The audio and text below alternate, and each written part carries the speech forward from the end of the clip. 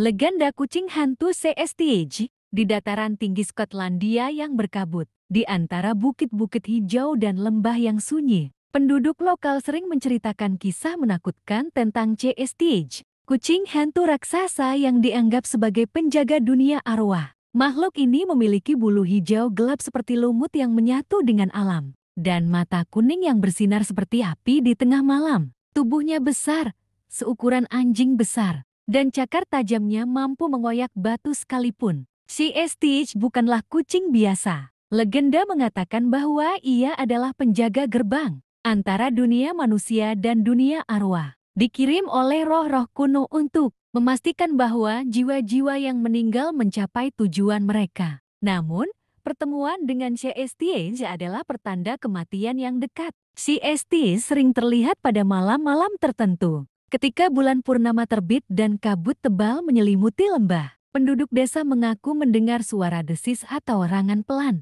yang katanya adalah tanda bahwa kucing hantu itu sedang mendekat. Jika seseorang mendengar suara ini 3 kali, maka ia dipercaya akan meninggal dalam waktu dekat, kecuali mereka dapat melarikan diri atau mendapatkan perlindungan spiritual. Salah satu cerita yang terkenal adalah kisah seorang pemuda bernama Yun, seorang pengembala yang sering menggembalakan dombanya di perbukitan. Suatu malam, ketika ia sedang mengawasi kawanan domba di bawah cahaya bulan, Yuan mendengar suara aneh di kejauhan. Itu bukan suara domba atau hewan liar biasa. Itu seperti suara desis yang mengalir lembut di angin. Yuan mencoba mengabaikan suara itu, tetapi saat ia menoleh, ia melihat sosok besar dengan mata bercahaya menatapnya dari balik bayangan pohon. Itu adalah CSTH. Makhluk itu mendekat dengan langkah lambat namun pasti. Matanya tak pernah lepas dari Yuan dengan ketakutan. Pemuda itu melafalkan doa-doa kuno yang diajarkan neneknya, meminta perlindungan dari roh-roh leluhur. CSTH berhenti beberapa langkah di depannya, memandang dengan tatapan tajam, seolah-olah menilai keberanian Yuan.